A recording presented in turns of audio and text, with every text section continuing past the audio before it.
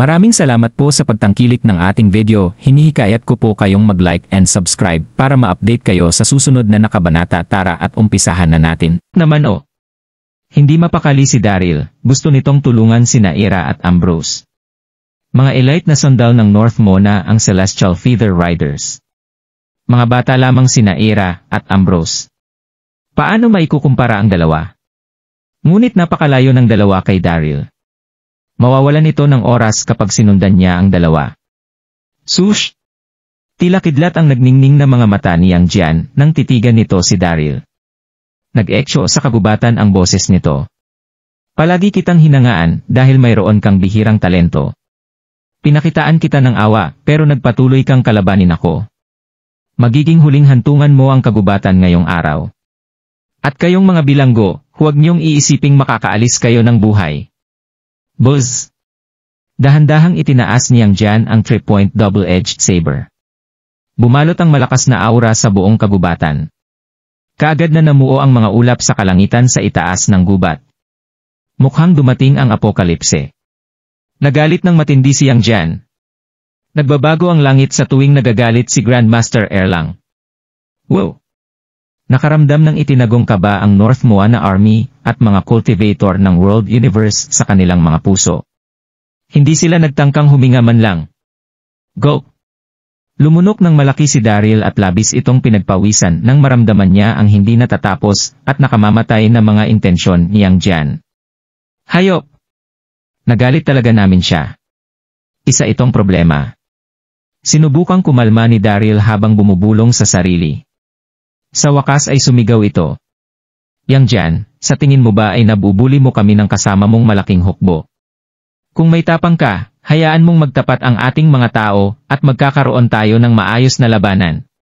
Alam ni Daryl na mayabang at mapagmataas si Yang Jian.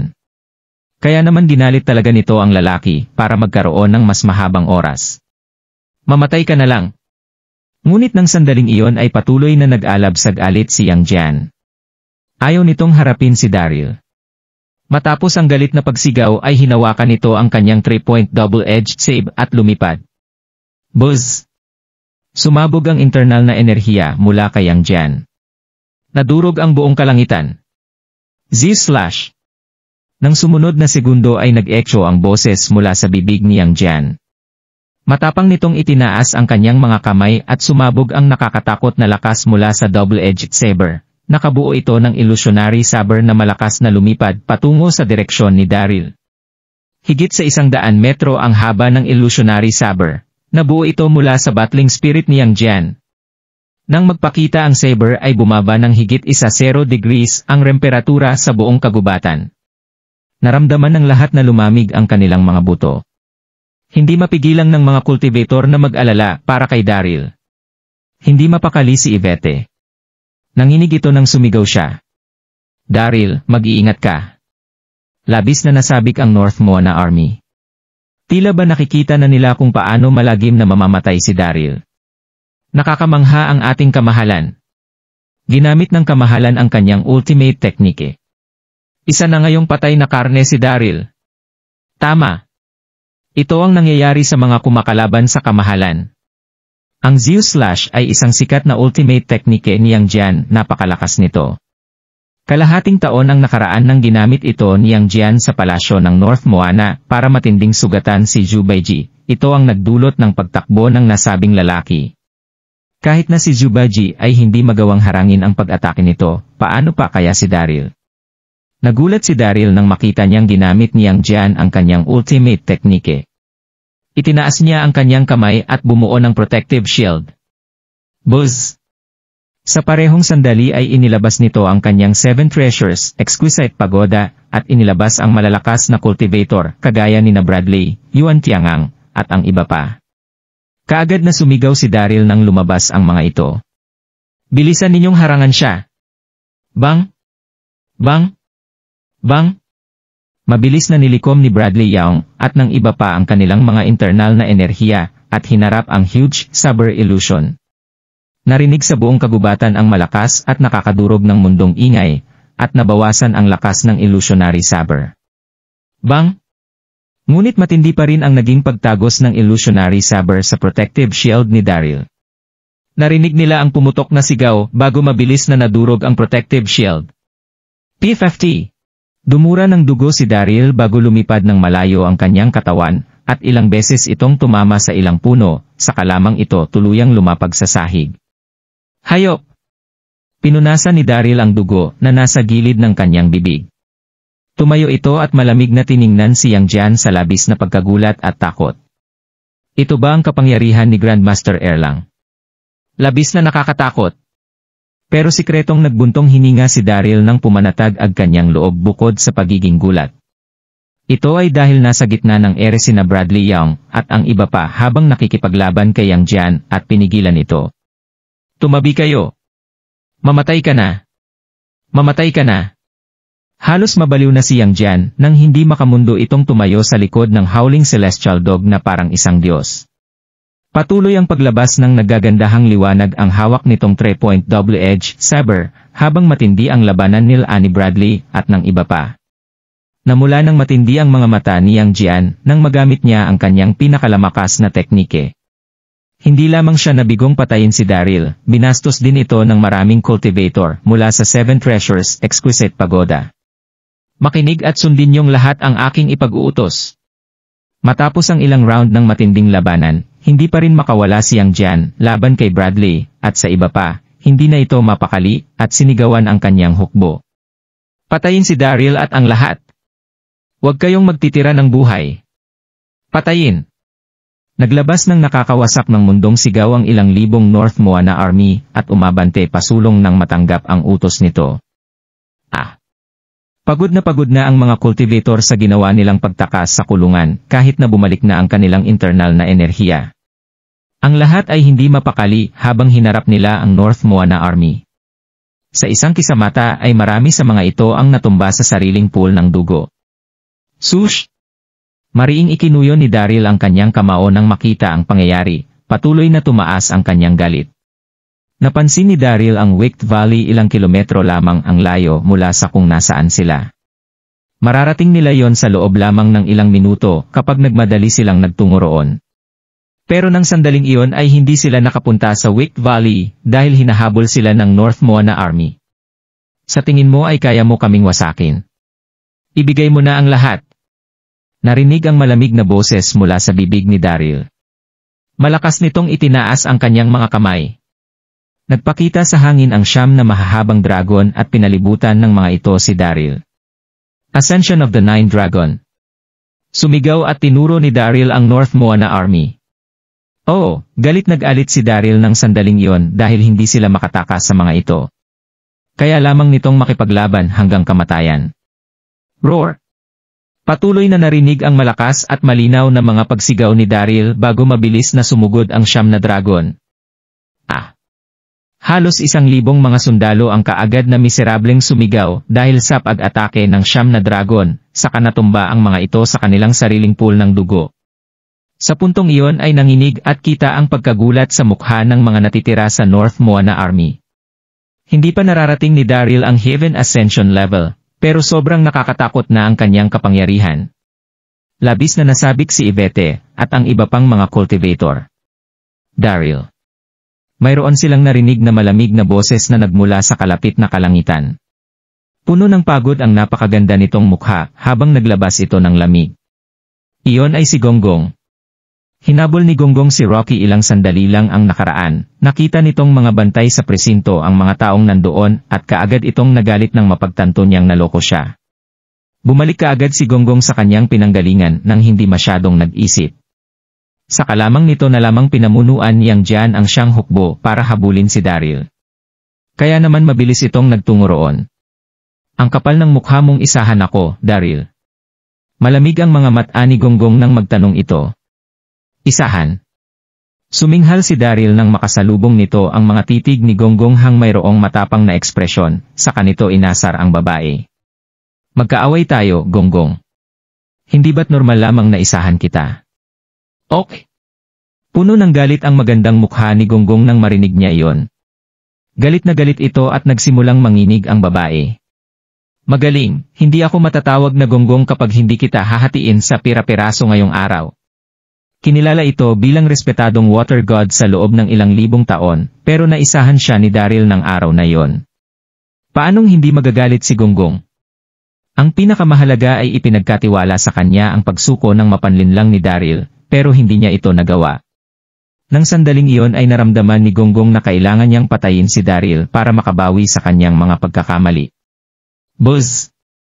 Naging malamig ang ekspresyon ni Gonggong nang matapos niya ang kanyang sinasabi nang itaas niya ang kanyang mga kamay para umatake kay Daryl. Ngumiti si Daryl nang maramdaman niya ang malakas na aura ni Gonggong at wala itong halong kaba. Hindi pa ipinapanganak sa mundo ang taong makakapatay sa akin. Sa tingin ko ay kailangan mong kumalma, Gonggong. Haha! Inilabas ni Daryl ang kanyang heavenly halberd at lumipad sa gitna ng ere para makipaglaban kay Gonggong. Bang! Bang! Bang! Nagdulot ng dagundong sa mga ulap ang malalakas nilang aura. Labis na nasabik si Yvette nang makita nito ang sitwasyon, sumigaw nagbabae. Makinig ang lahat. Sa tingin ko ay wala tayong ibang pagpipilian kundi ang makipaglaban sa kanila. Baka magkaroon pa tayo ng tsansang mabuhay. Kaagad na sumabog ang battling spirit ng mga nakapalibot na cultivator sa sinabi nito na parabang naka-steroids ang lahat. Tama. Maglaban kayo hanggang kamatayan. Patayin. Umangil ang mga cultivator bago nagmadaling lumapit sa North Moana Army. Determinado ang mga cultivator kahit natalo sila sa bilang. Hindi sila takot sa kamatayan. Ngunit marami rin ang naduwag. Paano tayo maglalaban? Kapantay na nito ang pagdala sa sarili mo sa kamatayan. Nanginig si Watson nang makita niya ang malagim na labanan bago namutla ang kanyang mukha. Tuliyang nawala ang kanyang tindig bilang isang cult master. Ikinuway ni Watson ang kanyang kamay at nagbigay ng senyales sa mga tagasunod ng Tucker cult. Bilis, tumakbo kayo! Si Watson ang naunang nakatakas papuntang kagubatan matapos nitong magsalita. Hindi nagdalawang isip ang mga tagasunod ng Tucker at saka sumunod. Hindi rin nagdalawang isip ang Beggars sect at ang mga malilit na sekta nang makita nila ang sitwasyon, nag-utos ang mga ito sa mga alagad para tumakas. Parang si Watson lamang ang mga sektang iyon, at naramdaman nilang halos pagpapakamatay na ang naging pakikipaglaban nila sa North Moana Army. Gusto na lamang nilang tumakbo mula sa labanan para iligtas ang kanilang mga sarili. Nakalimutan na nila ang ginawang paglagay ni Daryl sa sarili sa kapahamakan para lamang mailigtas sila. Sa isang kisap mata, 20,000 katao na lamang ang natira sa panig ni Daryl matapos makatakas ng maraming sekta. Mas naging delikado ang sitwasyon sa pagharap sa ilang daang libong miyembro ng North Moana Army. Lahat kayo. Kinilabutan si Yvette nang makita niya ang sitwasyon, nagpadyak ito ng paa. Gusto nitong habulin si Watson at ang iba pa para puwersahin silang bumalik, pero napapalibutan sila ng North Moana Army at hindi nila ito magagawa sa oras. Hayop! Matinding nagulat at nagalit si Daryl nang makita niyang tumakbo ang top cult, Beggars sect, at ang iba pa. Galit na galit ito at nagsimulang manginig. Dapat ay inalis na niya ang mga ito ng maaga kung alam lang niyang duwag pala ang mga ito. Nang sandaling iyon ay gustong umabante ni Daryl para pigilan ang mga sekta sa pagtakbo palayo, pero abala ito sa pakikipaglaban kay Gonggong at hindi siya makahanap ng tsansa para gawin yon. Bang! Habang nahati ang atensyon ni Daryl, ay nakahanap ng oportunidad si Gonggong at inatake nito sa puso si Daryl. P50! Naglaman ng 80% internal na enerhiya ni Gonggong ang ginawa nitong pag-atake. Napadaing si Daryl. Dumura ito ng dugo at direktang lumipad paatras ng higit 100 metrong layo bago matinding lumapag sa sahig. Alliance Master. Kaagad na namula ang mga mata ng cultivators na nakikipaglaban ng sumigaw ang mga ito dahil sa pangyayari. Kaagad na namula ang kanilang mga mata. Haha! Nakita ni na Yang Jian, Bradley, at ng iba pa ang pangyayari habang naglalaban ang mga ito sa ere. Hindi nito mapigilang humagulgol sa tawa at nagbigay papuri kay Gonggong. Magandang laban iyan, Gonggong. Kapag napatay mo si Daryl ngayong araw ay hindi lamang kita papatawarin, pero malaki rin ang ibibigay ko sa iyong gantimpala. Salamat, kamahalan. Natuwa at mabilis na sumagot si Gonggong bago ito mabilis na lumipad palapit kay Daryl. Daryl! Ikinulong ni Gonggong ang kanyang mga titig kay Daryl nang may hindi natatapos na kasamaan sa kanyang mga mata. Dagdusa ka sa atake mula sa akin, hindi mo magagawang makatakas. Mamatay ka na lang. Sumabog ang internal na enerhiya mula kay Gonggong at muli nitong inatake si Daryl. Mabilis si Gonggong. Sa isang kisamata ay nasa harapan na ito nang nagdusa sa ataking si Daryl, hindi man lang nito naiwasan iyon sa tamang oras. Kaya naman maaari lamang nitong harapin ang pag-atake, habang sinubukan niyang harangin ang atake ni Gonggong. Bang! Medyo dumaing si Daryl nang magbangga ang pag-atake ng dalawa, napaatras ito ng higit sa 1.0 metrong layo. Bumaon sa ilalim ng lupa ang kanyang mga paa, at dumura ito ng dugo bago tuluyang mitumba sa sahig dahil hindi na nito matiis pa ang kanyang sinapit.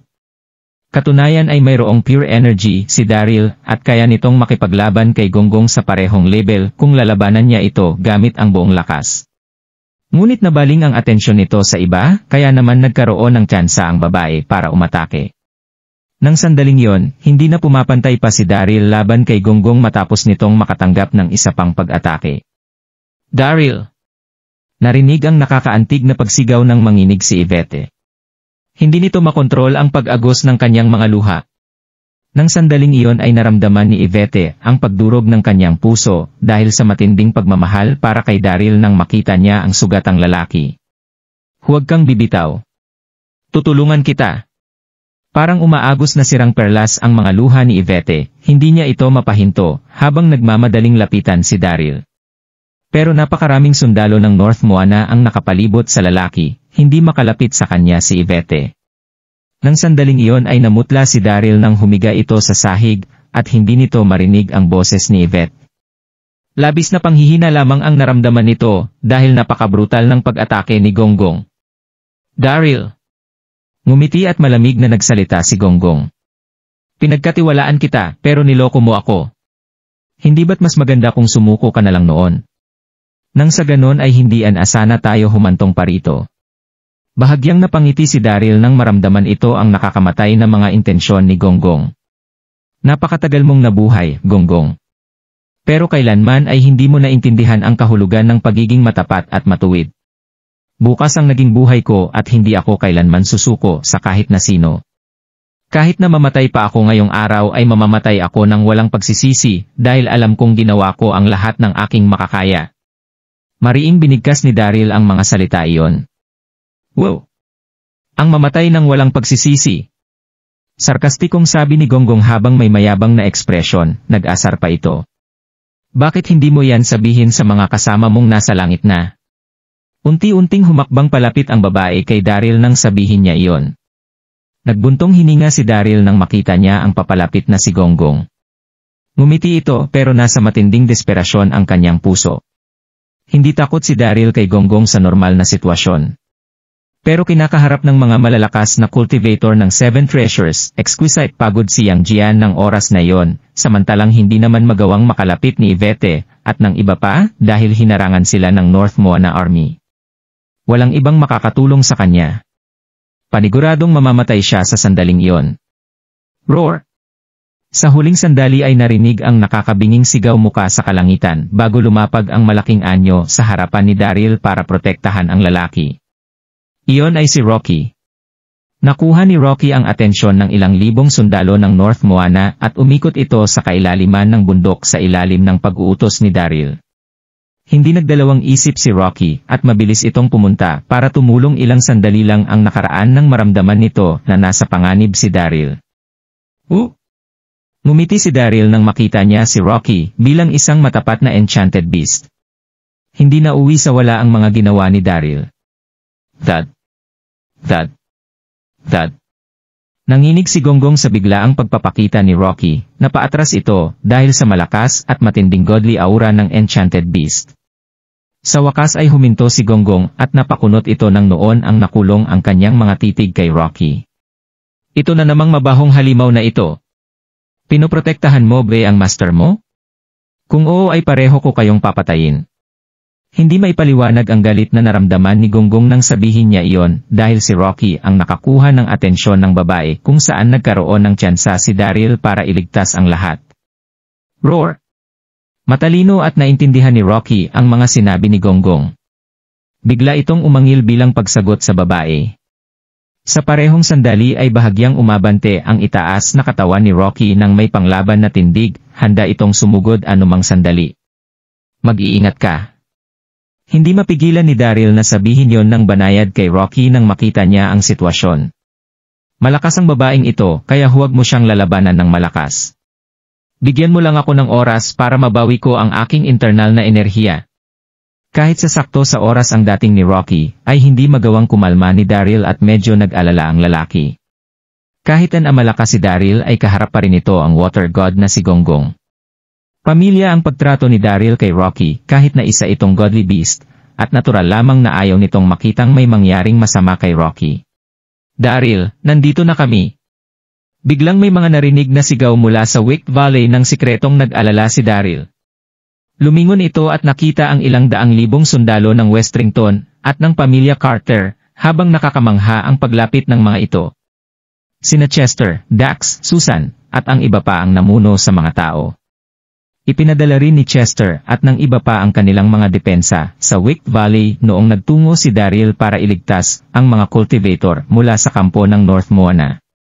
Hindi na nag-isip pa ng malalim sina Chester at Susan nang kanilang marinig ang komosyon ng matinding labanan. Ilang sandali lamang ang nakaraan at kaagad silang nagdala ng mga tao bilang dagdag lakas. Kapatid, Chester, Dax, Auntie Susan. Namaga ang ilong ni Daryl nang makita niya ang papalapit na Westrington Army, halos maiyak ang lalaki. Daryl. Sa isang kisap mata ay nakalapit kay Daryl sina Dax, Chester, Susan at ang iba pa. Nanginig ang mga ito nang makita nila kung gaano kasama ang kondisyon ng lalaki. Nagulat at nagalit ang mga ito. Napansin nila ang napakaputlang si Daryl ng sandaling iyon, nagtalsikan ang dugo sa kanyang damit at tila napinturahan ito ng kulay pula habang sugatan o patay na ang mga nakapalibot na cultivators. Kaagad na namula ang mga mata si Dax nang makita nito ang sitwasyon. Mga buhay nang nanakit sa aking kapatid ang kabayaran. Patayin! Patayin silang lahat para sa akin. Halos sumigaw na si Dax nang parang baliw nitong ikinuway ang akse na nasa kanyang hawak at direktang sumugod sa North Moana Army. Makinig ang lahat. Protektahan ang ating lupain. Protektahan ang ating mga kasama.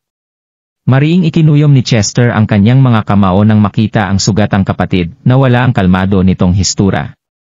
Nanaig ang hindi natatapos na nakakamatay na aura. Patayin! Tila isang malakas na alon na sumugod na Flower Mountain, Eternal Life Palay Sect, Elysium Gate Sect, at ang ilang daang libong sundalo ng Westrington papunta sa kalaban sa ilalim ng pag-utos ng lalaki. Lahat sila ay namula ang mga mata at nagkaroon ng nakamamatay na mga intensyon. Ano? Si Yang Jian, na patuloy pa rin ang pakikipaglaban kina Bradley Young, at sa iba pa, ay napakunot ang noo sa nakitang pangyayari. Tiningnan nitong maigi si Daryl habang hindi maganda ang kanyang ekspresyon.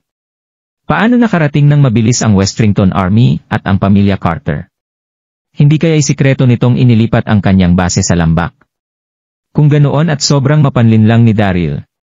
Sa parehong sandali ay nanginig din si Gonggong nang makita niya ang papalapit na si Dax, ang Westrington Army, at ang iba pa. Hindi maipaliwanag ang pagkagulat ng babae. Nasa isip niya ang base ng World Universe ay nasa gitna ng Carter Mansion. Paano sila makakalabas ng mabilis para magbigay suporta? Hindi pa rin alam ni Yang Jian at Gonggong na maagang inilipat ni Daryl ang buong base sa Wick Valley at wala ng laman ang Carter Mansion. Wow! Bumalik ang pag-asa ng mga nasa desperasyong cultivator nang kanilang makita ang papalapit na tulong at kaagad nilang nakita ang tapang at kagustuhang patayin ang kanilang kalaban. Patuloy na narinig ang malalakas na ingay sa larangan ng digmaan. Maraming tao ang bumagsak sa sahig at mabilis itong napinturahan ng kulay pulang dugo. Nang sandaling iyon ay mabilis na nagtungo sina Ambrose at Ira sa kagubatan ilang kilometro ang layo mula sa Wick Valley.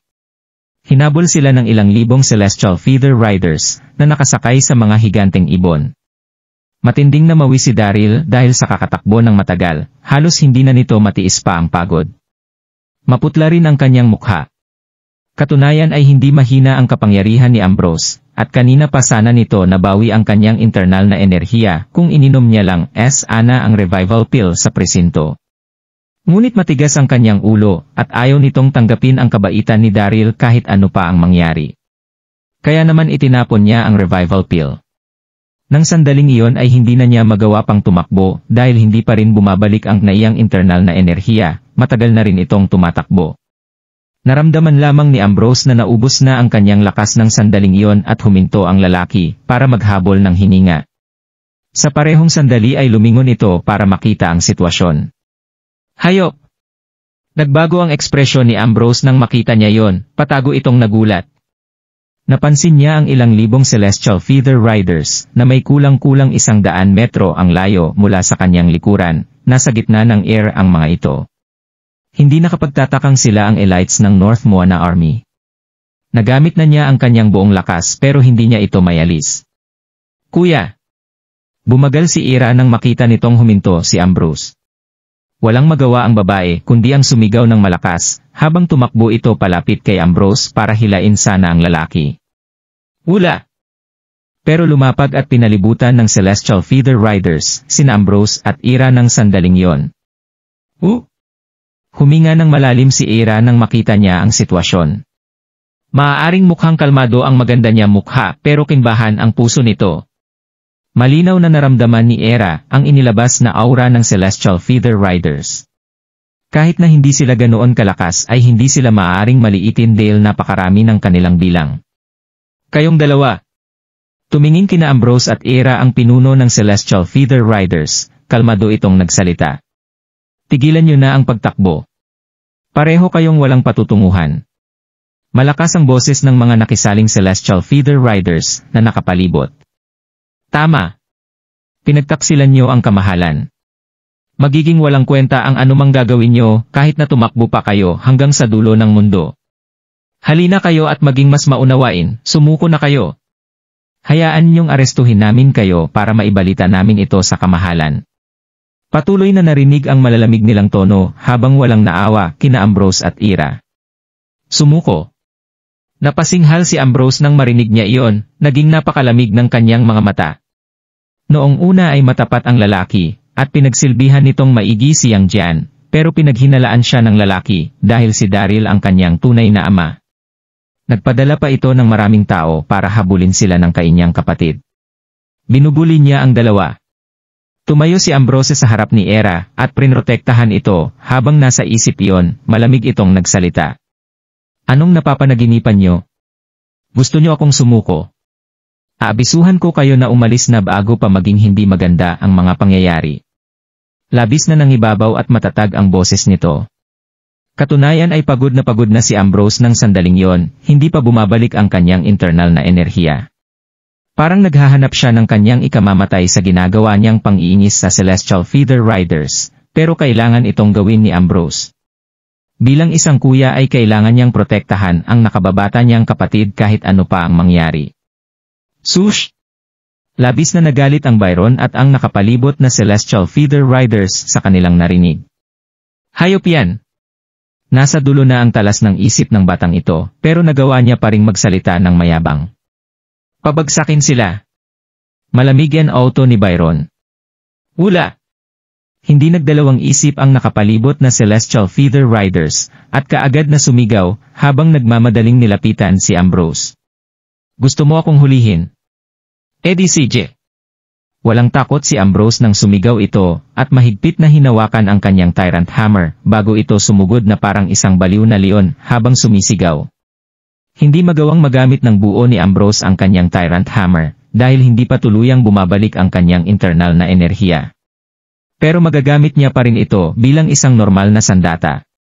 Sa kalagitnaan ng matinding labanan ay hindi nito nakalimutang sumigaw kay Ira. Bilisan mong tumakbo, Ira. Haharangan ko sila. Determinado ang tono ni Ambrose nang sabihin niya iyon, pero mayroong pagsisisi at sama ng loob ang kanyang mga mata. Hindi sana hahabulin ng Celestial Feather Riders si Ira kung hindi lamang naging matigas ang kanyang ulo at tumakbo palayo kay Daryl. Hindi ako alis. Mariing kinagat ni Era ang kanyang mga labi, at determinado itong umiling. Gusto kong samahan ka. Pagtapos ay lumipad si Era, at inilabas niya ang mahabang espada sumugod sa labanan. Nagtulungan ang magkapatid. Sa isang kisap mata ay maririnig ang mga miserableng pagsigaw ng bumagsak sa sahig ang Celestial Feather Rides sa sarili nilang dugo. Pero hindi pa rin tuluyang bumabalik ang internal na enerhiya ni Ambrose. Masyadong maraming kalaban ang nakapalibot at hindi nila magagawang tapusin ang lahat. Nagsimulang mahirapan si Ambrose dahil sa matinding labanan. Sa wakas ay nakahanap ng oportunidad ang isa sa mga sundalo ng North Moana para saksakin ang dibdib ni Ambrose. Stab! Kaagad na sumirit ang dugo. Patayin! Nag-init ang pagkauhaw sa dugo ni Ambrose dahil sa matinding sakit na naramdaman. Sobrang namula ang kanyang mga mata nang parang baliw itong sumigaw at nawalo ng mga luha ni Era nang makita niya ang sitwasyon. Iisa ang puso ng magkapatid. Naramdaman ni Era na tila madudurog ang kanyang puso nang makitang sugatan ang kapatid. Turning ground sword. Lumamig ang ekspresyon ni Era nang ibuka nito ang mapupulang labi, at dahan-dahan niyang idinura ang mga salitang iyon. Sa parehong salita, ay lumipad ito sa gitna ng ere, at inikot ang kanyang kamay bago sumabog ang mga internal na enerhiya mula sa kanya. Buzz! Sa isang kisamata ay sumabog sa kalangitan ang mga aura bago sila kaagad na nakabuo ng blending sword illusions. Gawa sa internal na enerhiya ang mga sword illusion na yon, pero napakatalas pa rin ng mga ito na kahit ang hangin ay napunit. Kaagad na lumipad ang mga ito palapit sa Celestial Feather Riders. Isa sa mga teknike sa Immortal Pure Scriptures ang teknike na ginamit ni Era, Turning Ground Sword. Hindi madaling magagamit ni Era ang paraang iyon dahil gumagamit ito ng maraming internal na enerhiya. Pero wala nang pakialam pa ang babae nang makita niyang nasa peligro ang buhay ng kanyang kapatid. Sush! Sush! Sush! Napakabilis ng mga espadang pumunit sa hangin. Sa isang kisap mata ay nasa harapan na sila kaagad ng Celestial Feather Riders. Tanging ang mga miserableng pagsigaw lamang ang maririnig mula sa mga ito sa sumunod na sandali nang natumba sila sa pool ng sariling dugo. Thud! Thud! Thud!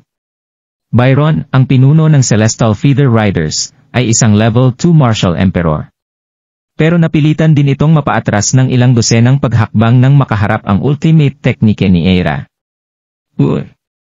Malamig na tiningnan ni Byron si Era nang pakalmahin nito ang kanyang sarili. Kita ang gulat sa kanyang mga mata, galit ang naramdaman nito sa kanyang puso. Hindi nakapagtatakang siya ang alagad ng tagapayo ng military. Noong una ay naisip nitong wala lamang ang batang iyon, pero hindi niya inakalang napakalakas pala ng kapangyarihan nito kung magsiseryoso. Kahit na noon pa lang ay sinundan ni Era ang North Moana Army, ay hindi nito kailanman ipinakita ang tunay niyang lakas, kaya naman hindi na nag-isip pa si Byron tungkol sa babae. Tiningnan maigi ng Celestial Feather Rider si Era nang may pangamba at takot sa kanyang mga mata. Mabilis na hinablot in Era si Ambrose bago pa matauhan si Byron at ang iba pa. Lumipat sila sa distansya at naglaho sa paningin ng mga sundalo sa isang kisap mata. Bang! Hinampas ni Byron ang katabing puno dahil sa inis at galit nang makita nito ang nakatakas na magkapatid, hindi maganda ang ekspresyon ng kanyang mukha. Manatili ang ilan sa inyo at gamutin ang mga sugatan, habang sumunod sa akin ang iba para habulin ang dalawa. Hindi natin sila maaaring hayaang makatakas kahit ano pa ang mangyari. Malamig na utos ni Byron habang mahigpit niyang ikinuyom ang kanyang mga kamao sa hindi maipaliwanag na galit. Pinalibutan ng higit sa 1,000 Celestial Feather Riders sina Era at Amberso, pero hindi pa rin nila magawang makatakas. Kung kakalat ang insidenteng yon, madudungisan ang reputasyon ng Celestial Feather Riders. Ang pinakamahalaga ay hindi nila alam kung paano haharapin ang kamahalan kung babalik sila ng walang dala. Kahit ano pa ang mangyari, ay kailangan nilang mahuli sina Ambrose at Era. Masusunod. Mabilis na sumagot ng sabay-sabay ang mga nakapalibot na sundalo, kalahati sa mga ito ang nanatili para gamutin ang mga sugatan, habang sumakay naman sa mga higanteng ibon ang iba, at nagsimula silang habulin ang magkapatid. Samantala, buong lakas na lumipad si Era habang buhat niya si Ambrose. Pagod na ito pero hindi siya nagtangkang tumigil dahil alam niyang hindi madaling susuko ang Celestial Feather Riders at paniguradong hahabulin sila ng mga ito. Muli silang mapapalibutan kapag huminto sila. Sobrang putla ng mukha ni Ambrose dahil sa nawalang dugo, hinang-hina rin ito. Ngunit sinubukan pa rin niyang manatiling gising para bantayan ang likuran nila. Banayad na nagsalita si Ambrose makalipas ang ilang oras nilang paglipas. Tama na, kapatid. Sa tingin ko ay nagawa natin silang ilayo. Wala itong nakitang kahit anong Celestial Feather Rider sa kanilang buong paglalakbay, kaya naman malaki ang tsansang lumayo na ang mga ito. HMM. Sumagot si Era bago ito yumuko para makita ang kagubatan at saka dahan-dahang lumapag. Tinulungan muna ni Era si Ambrose na gamutin ang mga sugat nito bago kumuha ng elixir at pinainom sa kanyang kuya. Palaging gumagala si Era sa buong mundo kasama ang kanyang nanay magmula noong bata pa ang babae, palagi itong may dalang elixir. Pero hindi siya nagkaroon ng tsansang ipainom ito kay Ambrose dahil hinahabol sila ng Celestial Feather Riders.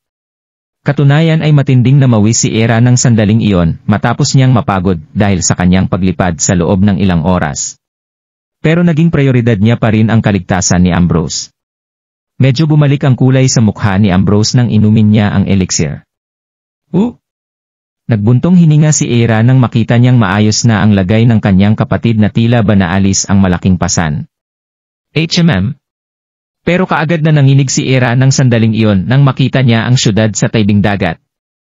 Napansin nito ang abalang syudad sa tabing dagat sa hindi kalayuan. Itinayo ang may sinaunang disenyong gusali sa gilid ng burol malapit sa dagat. Iyon ang Wishing Star Tower ng Donghai City. Hindi alam ni Era kung saan siya patungo habang tumatakas kasama si Ambrose at nakarating sila sa Donghai City. Bumalik sa wisyo si Era, kinausap nito si Ambrose. Ano nang gagawin natin, kuya? Hindi mapakali si Era nang sabihin niya iyon. Katunayan ay gustong isama ni Era si Ambrose bumalik sa Wicked Valley at makipagkita kay Daryl, pero masyado silang malayo mula sa Wicked Valley. Isa pa, hindi pa tuluyang gumagaling ang mga sugat ni Ambrose. Magkakaproblema kung makakasalubong nila ang Celestial Feather Riders pabalik. Hindi sumagot kaagad si Ambrose, nagningning ang mga mata nito habang namamanghang nakatingin sa Donghai City. Kapatid.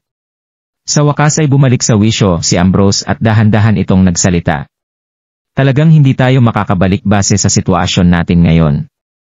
Bakit hindi tayo kumuha ng bangka at bumalik sa New World? Ibabalita ko kay Amang Kamahalan ang sitwasyon dito at makakahanap tayo ng paraan. Kahit na isinuko ni Lord Kenny ang kanyang sarili kay Yang Jian at hindi na siya ang emperor ay itinuturing pa rin itong Amang Kamahalan sa puso ni Ambrose. Dahil wala nang tiwala sa kanya si Yang Jian, napagdesisyonan ni Ambrose na hindi na kailangang yumuko kay Yang Jian ng New World at pati na rin siya. Ilang sandaling nag-alangan si Era nang marinig niya ang sinabi nito. Tumango ang babae at sumagot. Okay. May biglang naisip si Era at sabik nitong tinanong si Ambrose. Kuya, pamumunuan mo ba ang New World Army para pumunta at tulungan si Papa kapag gumaling na ang iyong mga sugat? Matalino si Era. Kahit na hindi ito ipinaliwanag sa kanya ni Ambrose, ay kaya nitong mahulaan na magmamakaawa ang lalaki sa kanyang ama para pagtaksilan si Yang Jian pagbalik nila sa New World. Kung ganoon ang kaso ay natural lamang nahihilingin ni Era na pamunuan ni Ambrose ang hukbo papunta sa World Universe para tulungan si Daryl. Huminga ng malalim si Ambrose habang may komplikadong ekspresyon bago dahan-dahang nagsalita. Tingnan natin. Kalmado at walang kahit na anong ekspresyon ang mukha ni Ambrose, pero magkahalo ang naramdaman nito sa kanyang puso. Pinag-isipan itong maigi ni Ambrose sa kanilang buong paglalakbay, habang buhat siya ni Era, at tumaka sa Celestial Feather Riders. Mabilis nitong naintindihan at napagtanto na medyo masyado siyang negatibo, laban kay Daryl at pinagsisihan niya iyon. Sa parehong sandali ay naisip din niya kung paano niya tutulungan si Daryl. Pero bata, mapagmataas, at mayabang si Ambrose. Paano niya ibababa ang kanyang ego at sabihin ang mga salitan yon? Okay. Tumango at ngumiti si Era. Matalino si Era, hindi magtatagal ay mahuhulaan na nito ang mga iniisip ni Ambrose. Alam nitong gustong tulungan ni Ambrose si Daryl, pero hindi lang nito gustong magsalita tungkol doon dahil sa kanyang ego. Pagtapos ay nagpahinga ang mga magkakapatid ng ilang sandali bago sila nagtungo sa Donghai City. Nahahati lamang ng karagatan ang New World at World Universe. Madali lamang matunton ang New World sa pamamagitan ng pagsakay sa bangka mula sa daungan ng Donghai City. Matapos ang kalahating oras ay narating ng dalawa ang daungan sa dagat. Pero nagkatinginan ang gulat at galit na sina Ambrose at Ira nang makita nila ang sitwasyon sa kanilang harapan. Napansin nila ang higit sa 1,000 cultivators na ninakawan ang mga normal na tao sa kanilang bangka sa daungan. Magulo ang pangyayari. Ang mga cultivator ay mula sa Tucker Cult, Beggars Sect, Mountain Peak Sect, at sa iba pang mga sekta. Iyon ang mga sektang nagdesisyong umalis mula sa digmaan sa Donghai City bago magdesisyon na kawan ang mga tao sa kanilang mga bangka. Gustong makatakas ng lahat sa digmaan. Iyon ay dahil sigurado ang mga cultivator gay ni Watson na mapapasakamay niyang diyan ang World Universe. Mas gugustuhin nilang iligtas ang sariling buhay at itabi ang kanilang kapangyarihan. Pagmamayari ng mga mangingisdang iyon ang mga bangka, at ginagamit nila iyon para kumita ng pera. Nang sandaling iyon ay matindi dilang ninakawan ng mga sekta kagaya ng Tucker Cult. Napansin ni Ambrose at Ira na sumisigaw at umiiyak ang mga tao para maibalik ang kanilang mga bangka. Pero paano sila makakalaban sa mga cultivator na iyon?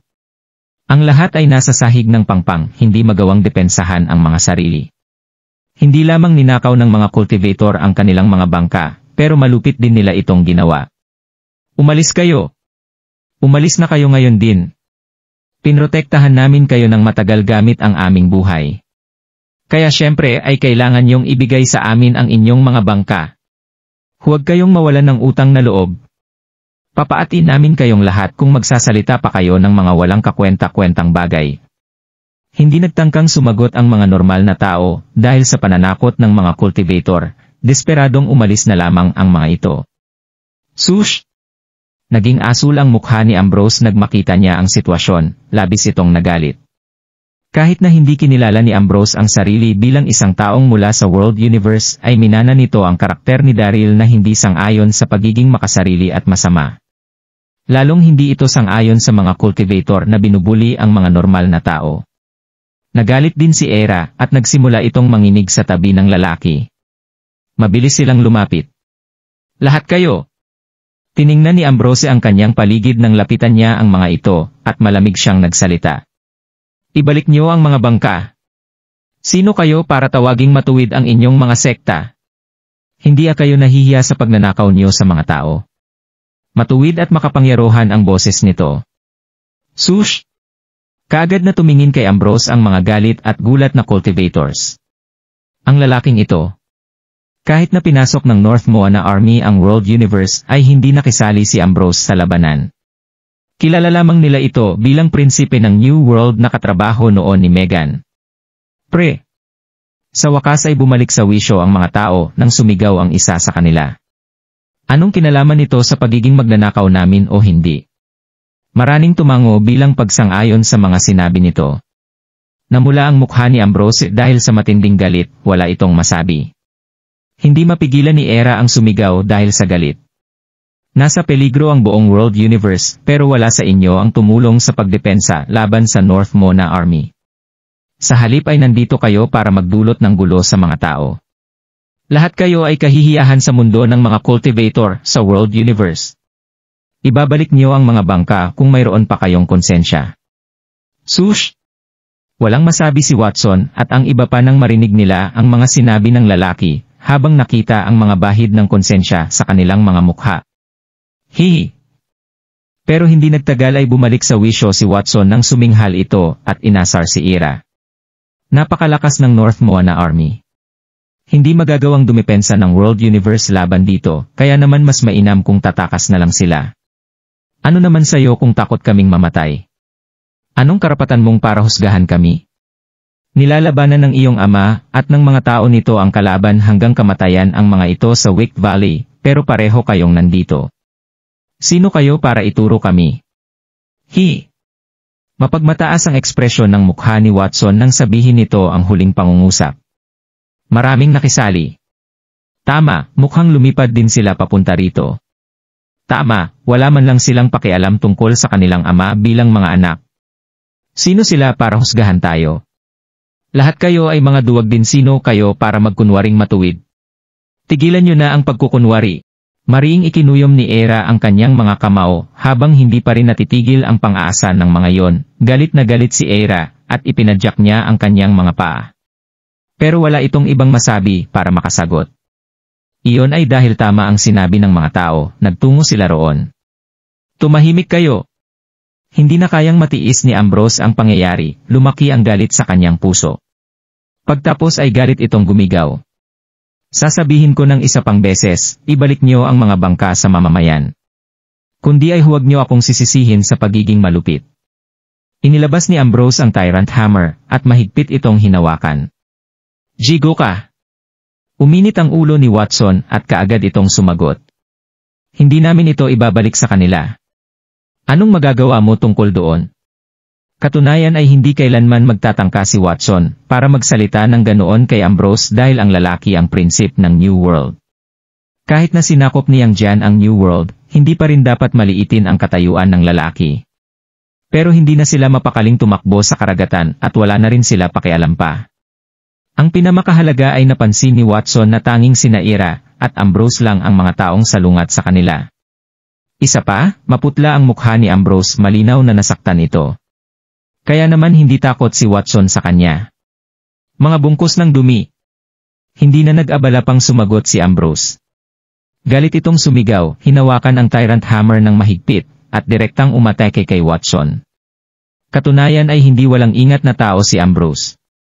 Isa pa, hindi pa tuluyang gumagaling ang mga sugat nito kaya normal lang na hindi siya magpapadalos-dalos sa pag-atake. Ngunit sobrang nakakamuhi ng mga cultivator. Sila ang nasa mali pero binibigyang katuwiran pa rin nila ang mga maling ginagawa nila. Magiging mahirap kung papawiin niya ang kanyang galit kung hindi niya tuturuan ng leksyon ang mga ito. Mag-iingat ka, kuya. Sobrang hindi mapakali si Era nang makita niya ang sitwasyon. Sumigaw at nilabas nito ang mahabang espada habang sinundan ang lalaki. Sa tingin ko ay gusto mong mamatay. Lumamig ang tingin sa mga mata ni Watson nang makita niya ang magkapatid na nagmadaling lumapit. Bilisan natin silang patayin at pumunta sa karagatan. Sumabog ang internal na enerhiya mula kay Watson nang kaagad nitong sinalubong ang pag-atake ni Ambrose. Ula! Sa parehong sandali ay mabilis ding lumapit ang mga tagasunod ng Tucker Cult, Beggars Sect, at Mountain Peak Sect. Sa isang kisap mata ay napalibutan ang magkapatid habang matinding naglaban ang parehong panig. Nasa delikadong sitwasyon si Ambrose sa pagharap sa mga atak mula kay Watson, at sa iba pa dahil hindi pa tuluyang bumabalik ang kanyang internal na enerhiya. Subalit buti na lamang at naroon si Era para protektahan siya at laging inayos ang panganib. Hayop yan! Mas tumindi ang takot ni Watson nang naging napakapangit ng kanyang ekspresyon. Noong una ay naisip nilang hindi magtatagal ang labanan dahil napakaraming tao ang nagtulong-tulong laban sa magkapatid at sugatan na rin si Ambrose. Pero hindi inakala ni Ambrose na magiging napakalakas pala talaga ng kapangyarihan ni Era. Hindi lamang nito matagumpay na naprotektahan si Ambrose, pero nadepensahan niya rin ang kanyang sarili mula sa mga tao hanggang sa hindi nito magawang lumaban pabalik.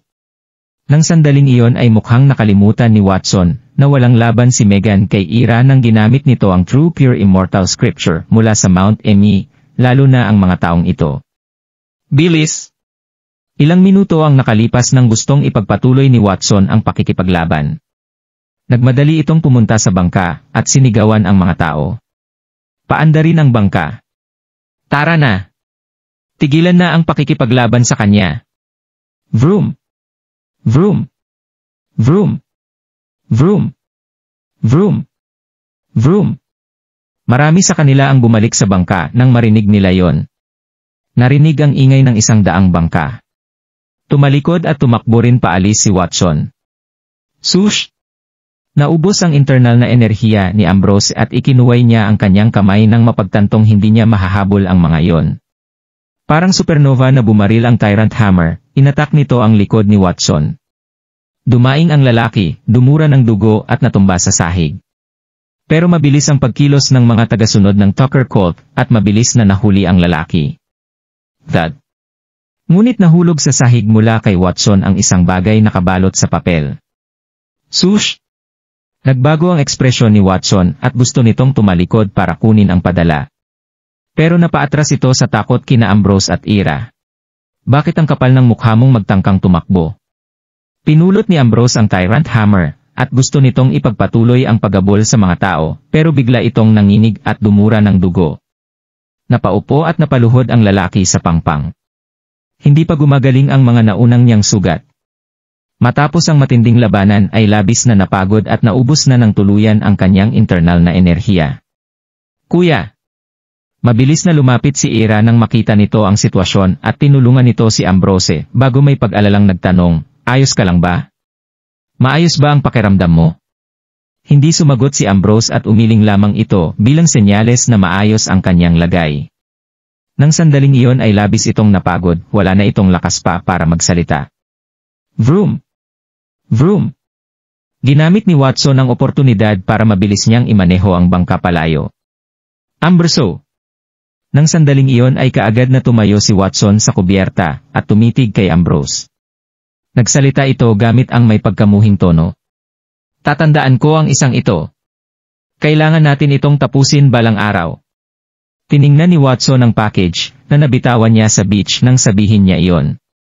Matindi ang pagkamuhi at inis nito dahil maraming taon niyang itinago ang package na yon. Nabitawan niya ito ng ganoon na lang at wala man lang siyang naging pagkakataon para makuha yon. Nakakainit ng dugo. Malamig at walang ekspresyon ang mukha ni Ambrose nang marinig niya ang sinabi ni Watson. Nanatili si Ira sa kanyang tabi.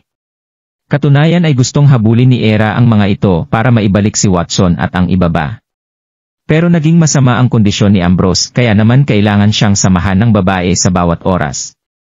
Di nagtagal ay naglaho si Watson at ang mga kasama nito sa kanilang paningin sa malawak na karagatan. Makalipas ang higit sa 10 segundo ay bahagyang naging maayos ang pakiramdam ni Ambrose at tumayo ito.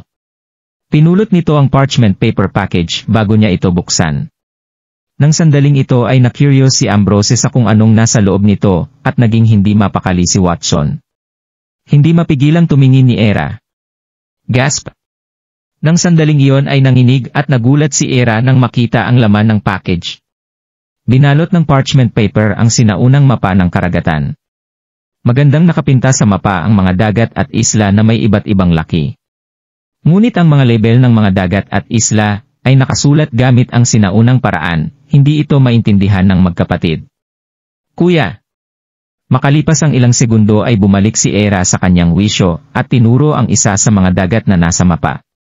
Nakapula ang lugar na ito. Hindi kaya'y may kayamanan doon. Napansin ni Ambrose na nakalabel sa kulay pula ang isang parte ng karagatan nang makita nito kung saan nakaturo si Ira. Kakaiba yon. Huminga ng malalim si Ambrose at umiling ito. Nang tingnan niya itong maigi, hindi niya pa rin maintindihan ang sinaunang nakasulat pati na rin ang kahulugan nito. Wala pa ring ideya ang magkapatid na ang Bottomless Valley Sea map ang kanilang hawak, higit 3,000 taon na ang tanda nito. Pinakita nito ng detalyado ang lokasyon ng lahat ng dagat at isla, maraming mga nakatagong sikreto sa mga ito. Kapatid! Hindi pa rin nila maintindihan kung ano ang kanilang tinitingnan matapos ang ilang sandali pang pagtitig. Huminga ng malalim si Ambrose at kinausap nito si Ira. Bumalik na muna tayo sa New World. Dahan-dahan nating pag-aaralan ang mapa kapag nagkaroon tayo ng mas maraming oras sa hinaharap. Pagtapos ay itinabi na niya yon. Ang pinakaimportanteng bagay sa puso ni Ambrose ay ang makabalik sa New World at ang mahikayat niya si Lord Kenny para suportahan ang World Universe. Pangalawa na lamang ang halaga ng mapa at ang mga pakinabang nito. HMM. Tumango si Ira bago sila lumundag sa isa sa mga bangkang naiwan ni Watson at ng mga kasama nito nang nagmadali sila sa pag-alis. Samantala, kahit na tumakbo ang mga nagmamay-ari ng bangka, ay nag-iwan pa rin ang magkapatid ng ilang pera bilang kabayaran dahil sa malakas nilang prinsipyo. Di nagtagal ay papunta na sina Ambrose at Ira sa New World habang sakay ng fishing boat. Si Ira ang pinaka nagpaanda ng bangka dahil nanghihina pa rin si Ambrose, kaya umupo ang lalaki sa bangka, nag-meditate at nagpagaling. Sa isang kisamata ay lumipas ang 2 oras at medyo naging maayos ang pakiramdam ni Ambrose matapos bumalik ang ilan sa kanyang internal na enerhiya. Lumabas ito sa kabina para makipagpalit sa pagpapatakbo ng bangka nang bigla nilang narinig ang sunod-sunod na tunog ng paghampas ng tubig sa malapit. Sush! Kakaiba ang tunog ng tubig, biglang napatingin si Ambrose sa dagat. Kaagad itong nagulat sa kanyang nakita, nanginig at nagulat ito. Nang sandaling iyon ay napanganga si Ambrose nang maisip niyang naghahalusinate siya. Pagtapos ay kinuskos niya ang mga mata niya habang gulat na gulat ang kanyang mukha. Nakita niya ang libo-libong barko na nakakamanghang naglalayag sa hindi kalayuan. Totoong higit sa 1,000 ang dami ng mga ito. Mayroong itim na watawat ang mga barko, may kulay puting-pating na nakatahi rito. Magulo ang pagkasalungat ng kulay itim at puti. Halatang perate ang mga ito. Kahit na maraming kaalaman si Ambrose dahil sa kanyang mga karanasan magmula noong bata pa siya, at naging prinsipe rin ito ng New World, iyon ang unang beses na makakita siya ng napakaraming pirata sa iisang sandali. Hindi maisip na mayroong mahigit 1,000 na barko ng pirate. Gasp! Nang sandaling iyon ay napansin din ni Era ang mga barko ng pirate. Nanginig at hindi nito napigilang magulat. Napansin nilang napakalaki ng mga barko, napansin nilang puno ng tao ang mga kubyerta. Kahit na mayroon pa rin silang distansya, mula sa mga barkong iyon ay nakikita pa rin ni Ambrose na nakasuot ang mga ito ng soft armor na gawa sa balat ng isda, may hawak rin silang mahahabang espada. Nakakatakot ang makita iyon. Hindi bababa sa 3 palapag ang taas ng unang bahagi ng barko. Mahigit 10 metro ang taas ng kumukuway na watawat, malinaw ang nakasulat ditong Blood Shark gamit ang kulay pulang tela. Malinaw na Blood Shark ang tawag sa mga pirating yon. Blood Shark. Kailan pa nagkaroon ng malakas na hukbo ng mga pirata sa karagatang ito? Nagulat pero nagtaka rin si Ambrose nang makita niya ang sitwasyon. Naguluhan din ang katabi nitong si Era. Gulat nitong tiningnan ang mga barko ng pirata at hindi rin siya makapagsalita habang na-curious ang babae. Magmula noong naglaho ang mga harang sa Nin Mainland higit 10 taon na ang nakalipas ay naging bukas ang komunikasyon at pagtutulungan ng mga tao sa pagitan ng mainlands, nagdulot ito ng paglaho ng mga pirata sa mga dagat. Sa teknikal na salita, dapat ay wala ng malaki at malakas na grupo ng mga pirata ang nasa dagat. Ngunit walang malay ang magkapatid kung gaano kalawak at walang hanggan ang mga karagatan. Nakatakas ang mga pirata ng dagat sa isang malayong isla dahil sa pagtutulungan ng mga tao mula sa mainlands sa pagwasak sa mga pirate sa loob ng ilang taon, kaya nagtago ang mga ito. Pero nagdulot ng pag-aalala sa mga tao ang mga gawain niyang Jian, kaya hindi na nila nabantayan ang karagatan at nagdulot ito ng muling pagkabuhay ng mga masasamang gawain ng mga nagtagong pirata. Ang nakasalubong nina Ambrose at Era na Blood Shark Pirates ay ang isa sa pinakamalalakas na grupo ng mga pirate sa karagatan. Kuya! Sa wakas ay bumalik sa wisyo si Era at banayad silang nagtanong kay Ambrose. Anong dapat naming gawin? Sa oras na iyon ay matinding kinabahan si Era nang maramdaman niyang makapangyarihan ang mga pirate.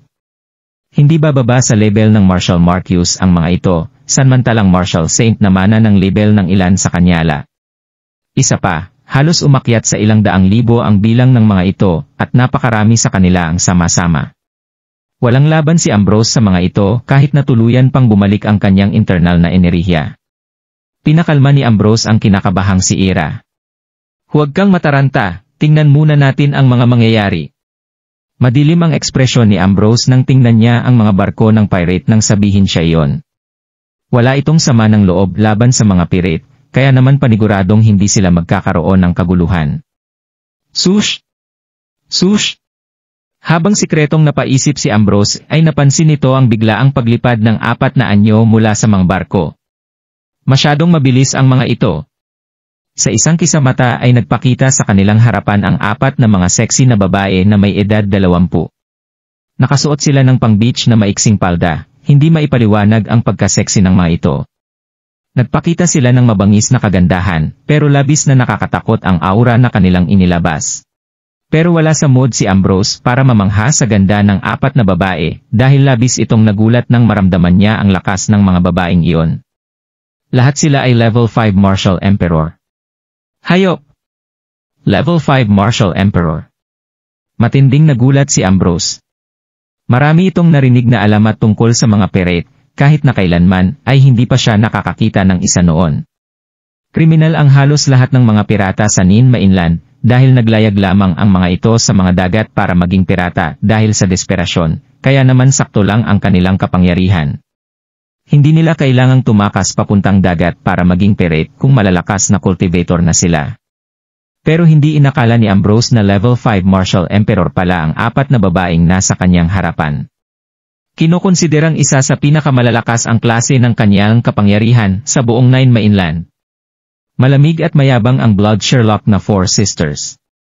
Walang kahit na anong reaksyon ang magagandang mukha ng mga ito habang tahimik nilang tiningnan sina Ambrose at Eira. Ang 4 na nagagandahang mga babae ay ang 4 Blood Shark Pirates Elders, na pinangalan ng Blood Sherlock Four Sisters. Maaaring mukha silang maganda, pero malupit na mamamatay tao ang bawat isa sa mga ito. Naramdaman nila na mga cultivator din sina Ambrose at Eira, at hindi rin mahina ang kanilang kapangyarihan. Ngunit hindi sila kinakabahan. Smack! Nang sumunod na sandali ay hindi nagsalita ang Blood Sherlock Four Sisters, pero nakipag-usap ang mga ito gamit ang kanilang mga mata at biglang umatake. Hinablot nila ang kamay ni na Ambrose at Eira. Hindi nakapag-react sa oras ang dalawang magkapatid. Binuhat at dinala ng Blood Sherlock Four Sisters sina Ambrose at Eira, at dinala ang dalawa pabalik sa kanilang barko. Hoy, anong ginagawa nito? Nagulat at nagalit si Ambrose nang sumigaw ito. Sinubukan nitong kumawala. Pero naramdaman niyang masyadong malakas ang Blood Sherlock Four Sisters kapag nagsanib puwersa ang mga ito. Tuluyang napigil ang internal na enerhiya ng lalaki, at hindi man lang niya ito magamit. Inilagay ng Blood Sherlock Four Sisters sina Ambrose at Eira sa kubyerta nang marating nila ang malaking barko ng pirate. Nang sandaling iyon ay naguluhan si Ambrose sa kanyang nakita. Nakita niya ang ilang daang piratang nakatayo ng maayos, habang nakapalibot ang mga ito sa kubyerta, may hawak na mahahabang espada ang bawat isa sa mga ito. Mayroong malaking trono na gawa sa higanteng buto ng isda sa harapan ng barko. Nakaupo rito ang isang malaking lalaki. Mukhang nasa edad 35 anyos ang tanda ng lalaki. Angular at hindi malilimutan ang mukha nito, malatanso ang balat ng lalaki. Sa parehong sandali ay puno ng sumasabog na enerhiya ang katawan nito, naglabas din ng nakakapagpahirap na aura ang lalaki. Nakalagay sa bandang binti ng lalaki ang Easy Blue Crescent Moon Blade na may habang 2 metro, malamig itong nagniningning. Mabilis itong tiningnan ni Ambrose at kaagad siyang nagulat. Isang violet category na sandata ang Crescent Moon Blade. Dinala namin sila, Leader Hidden Dragon. Nang sandaling iyon ay lumapit at magalang na nagsalita ang Blood Sherlock Four Sisters. Hidden Dragon ang tawag sa pinuno ng Blood Shark Pirates. Isang pinagpalang cultivator ang Hidden Dragon. Nakakaawang isa siyang ulila. Nabuli ito mula noong kanyang pagkabata, at na-frame din sa pagkakasalang pagpatay noong 13 anyos pa lamang siya. Sa wakas ay tumakas ito papuntang karagatan at naging isang pirate dahil sa desperasyon. Binuo ng Hidden Dragon ang Blood Shark Pirates 0 taon na ang nakalipas. Nang panahong iyon ay naging mahinang grupo sila. Pero nagawa niyang pasukuin ang maraming grupo ng MG Pirate sa nakalipas na 0 taon dahil sa kapangyarihan ng Hidden Dragon at dahil na rin sa kakaiba niyang kakayahan. Sa wakas ay nagawa niyang maging pinakamalakas na puwersa ang Blood Shark Pirates sa kalawakan ng karagatan. Naging sobrang kagalang-galang ang Hidden Dragon sa karagatan. Masasabing siya ang hari ng mga dagat. Glop! Hindi maipaliwanag ang kabang naramdaman ni Ambrose habang nakatingin ito sa Hidden Dragon. Hindi niya mapigilang lumunok dahil hindi niya inakalang mayroon palang napakalakas na grupo ng mga pirate sa gitna ng magaspang na kondisyon ng karagatan. Maaaring hindi makahinga ang isang tao sa aura ng Hidden Dragon, kaya naman walang nagtangkang tingnan ang lalaki sa mata. Mas lalong natakot si Ambrose sa hindi maisip na kapangyarihan ng Hidden Dragon nang maramdaman niya ang napakalakas na puwersang inilabas nito. Pakiramdam niya ay hindi siya makahinga dahil sa sobrang lakas nito. Hayop! Isang piratang nasa Heaven Ascension ang label. Hindi ito kapanipaniwala. Nilunok ni Ambrose ang kanyang laway at labis itong nagulat. Mariin ding kiangat ng katabi nitong si Eira ang kanyang mga labi. Labis din itong kinabahan. Kayong dalawa. Sa wakas ay tiningnan maigi ng Hidden Dragon ang magkapatid na Ambrose at Ira, at dahan-dahan itong nagtanong. Sino kayo, at anong ginagawa niyo sa parte ng karagatang ito? Hindi malakas ang kanyang boses, pero makapangyarihan at mariin ang tono nito. Malinaw na naramdaman ng Hidden Dragon na ang dalawang ito ay malalakas na cultivator. Nakahanda na ang Hidden Dragon na kamkamin ang mga nilalaman ng bawat pier sa Nin Mainland nang matanggap niya ang balita tungkol sa kaguluhang nangyayari sa mga kontinenteng bumubuo rito. Kinakailangan niyang umiwas sa kahit na sinong cultivator na nagmula sa Nine Mainlands para perpektong magawa ang kanyang plano. Kinalailangan munong interrogate ng Hidden Dragon ang mga ito matapos niyang malaman na malalakas na uri ng cultivator ang kanyang mga nahuli. Ako. Napalunok na lang si Ambrose sa kanyang laway bago ibuka ang kanyang bibig at sabihing, kamahalan, mga pangkaraniwang tao lang po kami sa World Universe. Nitong nakaraan ay nagawa pong sakupin ng North Moana ang aming kontinente, kasama ng aming mga tahanan, kaya napagdesisyonan po naming sumakay ng bangka pabalik sa New World para maghanap ng bagong matitirhan. Naging maingat si Ambrose nang sabihin niya ang mga salitang iyon. Alam niya na hindi siya pakakawalan ng mga piratang ito sa sandaling malaman nilang nagmula sila ni Ira sa mundo ng mga cultivator. Ang karamihan sa mga pirata ay dating mga kriminal na hinahabol ng mga cultivator ng kani-kanilang mga kontinente na nagudyok sa mga itong magtago sa karagatan at maging isang pirata. Kaya tama lang na sabihing natural ngang magkaaway ang mga pirata at mga cultivator. Mga pangkaraniwang mamamayan. Lumiit ang mga pupil sa mata ni Hidden Dragon bago nanlalamig na sabihing, paano magagawa ng isang pangkaraniwang mamamayan na magkaroon ng ganyang uri ng lakas? At kung titingnan ay mukhang nanggaling ka sa isang matinding laban sa tindi ng mga sugat na tinamo ng katawan mo. Agad na sumabog ang mabigat na aura mula sa katawan ni Hidden Dragon nang sabihin niya ang mga salitang ito. Agad na hindi nakahinga si Ambrose sa aura ni Hidden Dragon. Hindi na halos nag-recover ang kanyang internal energy na mas lalong nakapagpahirap sa kanyang paghinga. Mabilis na nagsalita si Ambrose nang makita niya ang nagdadalawang isip na itsura ni Hidden Dragon. Bakit naman ako magsisinungaling, mga pangkaraniwang mamamayan lang kami na sinuwerte pagkatapos magkaroon ng isang malakas na master. Pero palagi po kaming namumuhay ng mag-isa habang pinapalakas ang aming mga sarili. Hindi rin kami sumali sa kahit na anong laban, kahit na kailan sa mundo ng mga cultivator, at madalang lang din kaming makipag-usap sa mga ito. Nagmula ang mga sugat kong ito sa panlalaban ko sa hukbo ng North Moana at hindi dahil sa pakikipaglaban sa ibang mga cultivator. Agad na nagkaroon ng pawis ang noo ni Ambrose nang matapos siya sa pagsasalita. Masyadong malakas at nakakatakot ang leader ng mga pirata, kaya magiging madali na lang para sa kanyang patayin si Ambrose at ang kanyang kapatid. Napasimangot ang Hidden Dragon bago magsimulang isipin ang mga sinabi ni Ambrose. Kasalukuyang nababalot ng katahimikan ang buong karagatan, kaya wala na silang narinig kundi ang paghampas ng mga alon. Mga kasama, nagising na rin sa katotohanan ang Hidden Dragon habang tinuturo sina Ambrose at Ira, ikulong niyo muna ang mga ito, ako na ang bahala sa kanila mamaya. Hindi isang ordinaryong tao ang Hidden Dragon pagkatapos masakop ang 20 mga puwersa ng pirata. Agad niyang naramdaman na nagsisinungaling si Ambrose. Pero hindi naman nabahala rito ang Hidden Dragon dahil magagawa pa niyang maghintay bago tuluyang alamin kung sino ba talaga ang mga ito bago isipin ang dapat niyang gawin sa kanila. Sa bagay, ang pinakaimportante sa mga sandaling ito ay ang pagkuha sa laman ng mga pier ng bawat kontinente. Maaari ngang mataas ang tingin sa buhay ng isang pirata pero sa totoo lang ay hirap din sa pagkuha ng pagkain at resources ang mga ito. Opo.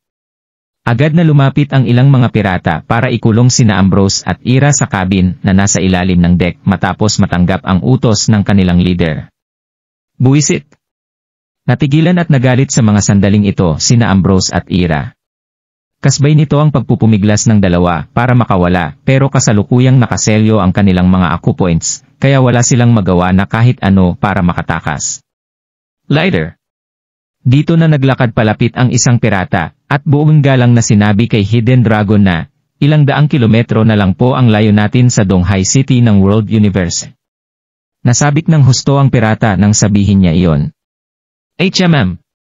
Tumango si Hidden Dragon at ngumiti bago magutos na, maghanda kayong lahat. Kukunin nila ang lahat ng kanilang resources, habang abala sa pagsakop ng North Moana ang World Universe pagdating natin sa daungan ng Donghai. Biglang naalala ni Hidden Dragon ang isang bagay bago utusan ang katabi niyang tauhan, oo nga pala, humuli rin kayo ng ilang mga taga roon para tanungin kung nasaan ang mapa ng Bottomless Valley Sea habang nangunguha ng kayamanan. Tumilis ang tingin ni Hidden Dragon nang mabanggit niya ang tungkol sa mapa ng Bottomless Valley Sea. Kumislap ang kanyang naglalagablab sa galit na mga mata. Narinig niya ang isang alamat 10 taon na ang nakalilipas mula noong maging isang pirata si Hidden Dragon. Sinasabi sa alamat na maraming mga nakamamanghang misteryo sa walang katapusang karagatan.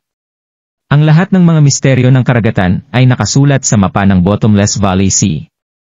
Pero 1,000 taon nang nawawala ang mapang ito. Marami ang nagsasabi na isa lang kuro-kuro ang mapang ito, kaya hindi ito makikita ng kahit na sino sa totoong buhay.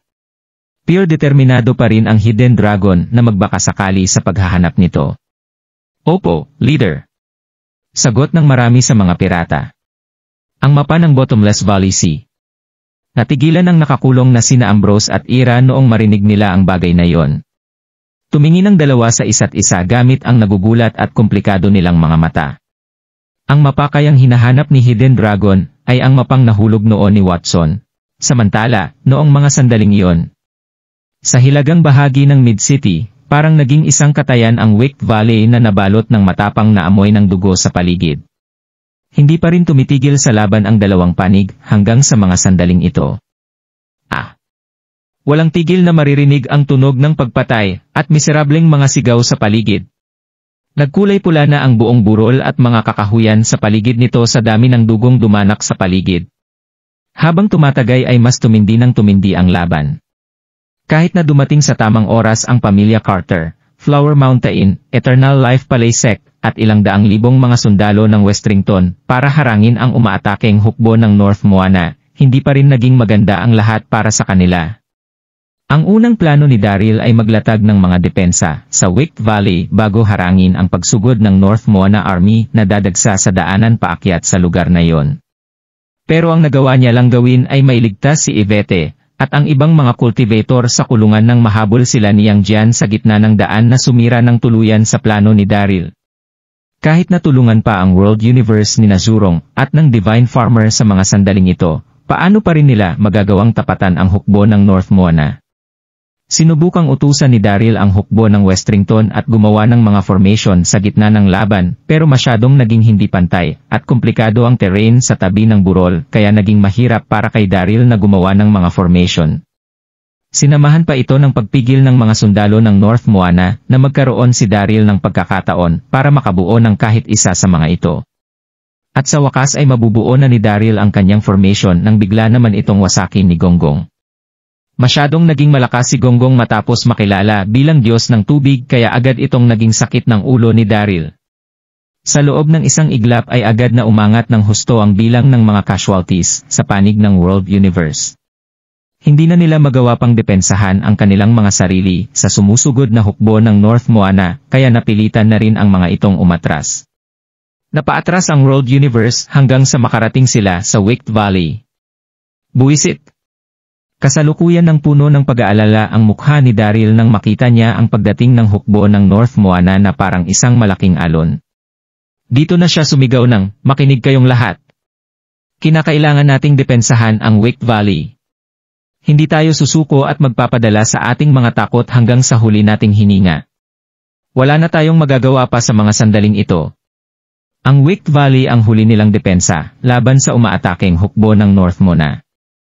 Agad na may expose ang buong World Universe sa nananakop na North Moana sa sandaling mawala ang Wick Valley sa kanilang mga kamay. Mamatay na kayong lahat. Agad na umusbong ang pagkauhaw ng lahat sa dugo habang hinihila ang pagod nilang mga katawan at sumusugod para ipagpatuloy ang laban. Pero agad na nabalot ng desperasyon ang kanilang mga mata matapos makita ang dami ng mga kasama nilang bumagsak sa lupa.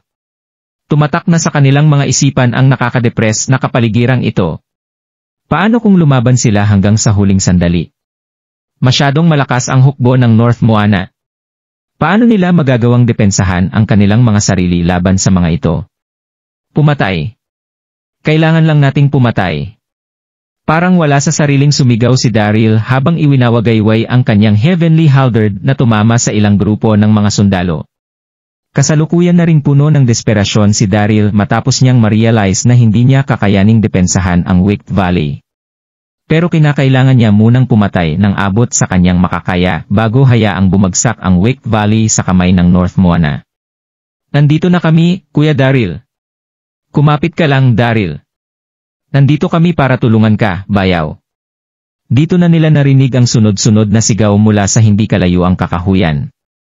Malinaw na makikita ang kahit na sino ang nakakamanghang pagdating ng ilang daang libong tao mula sa malayo. Nakasuot ang mga ito ng iba't ibang mga damit, malinaw nitong ipinakita na nagmula ang mga taong ito sa iba't ibang mga grupo ang puwersa.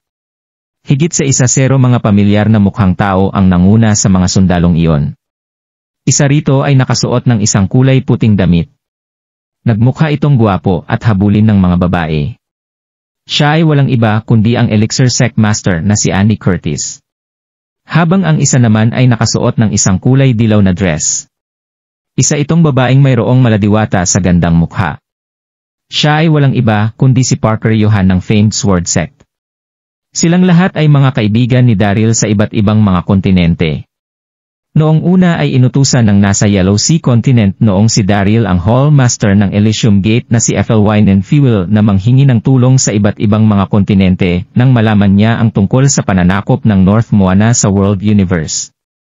Hindi nagdalawang isip ang Elixir Sect, famed Sword Manor, at iba pang mga puwersa na tumulong nang marinig nila ang balita, kaya agad silang nagpuntahan sa World Universe. 5 tao sa grupong ito ang agad na mapapansin ng lahat na kung saan ang isa sa mga ito ay isang maladiwatang babae na may magandang hubog ng katawan na sinundan ng 4 na maskulado, mukhang mapagpakumbabang mga lalaki. Sila ay walang iba kundi si Stella Skop at ang 4 niyang mga kapatid ng Icefire Island.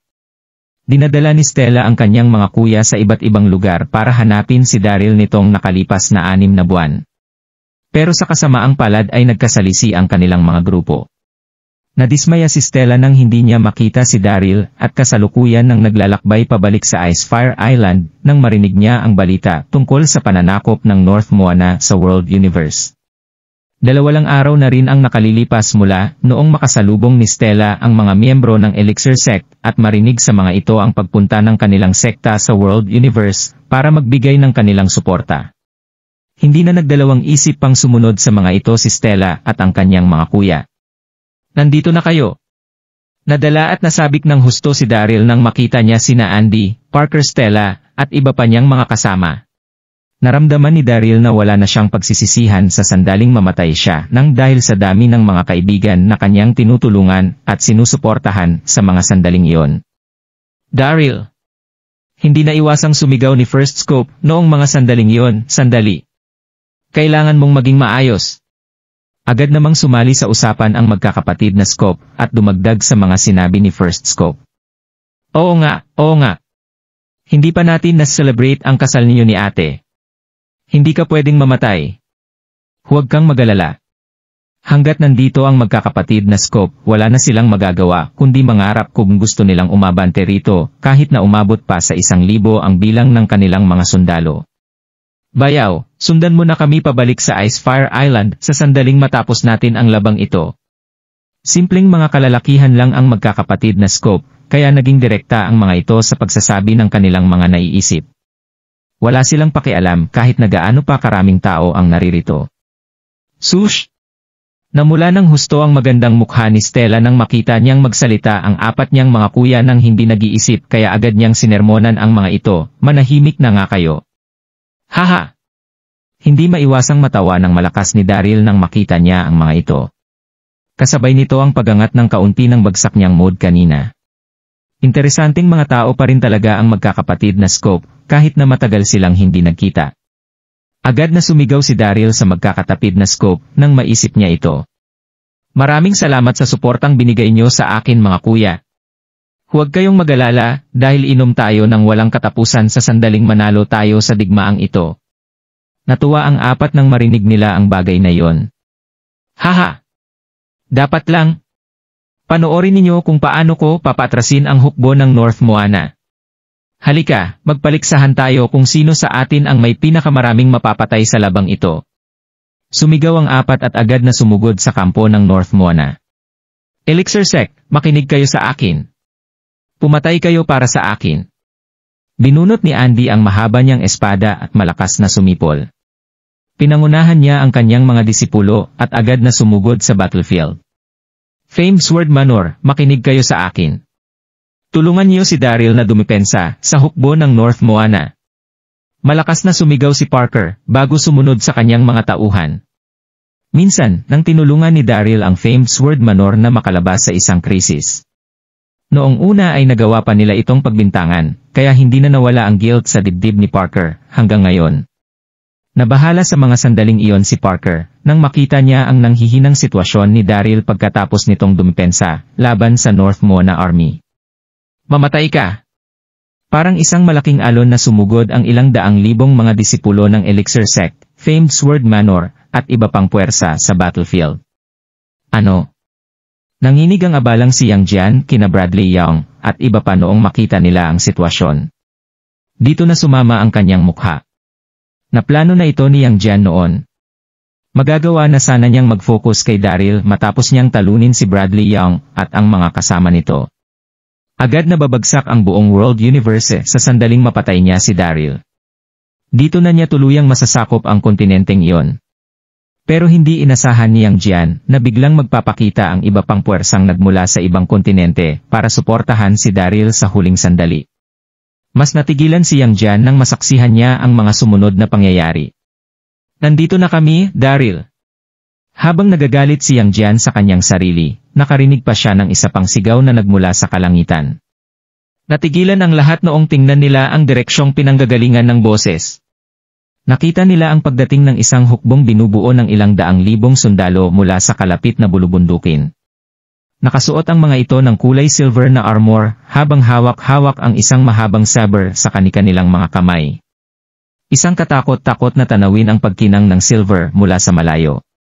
Dito na biglang lumabas ang dalawang mga nagagandahang babae na nanguna sa hukbong ito. Isa sa kanila ang nakasuot ng isang Golden Dragon Phoenix robe na nagmukhang puno ng ganda, dignidad, mapagpalad at hindi mapapantayang kapangyarihan. Ito ay walang iba kundi ang Empress ng South Cloud World. Habang ang kasama niyang babae ay nakasuot ng isang masikip at kulay pulang armor na nagpakita sa magandang hubog ng kanyang katawan habang nagmumuka na isang bayaning maharlika.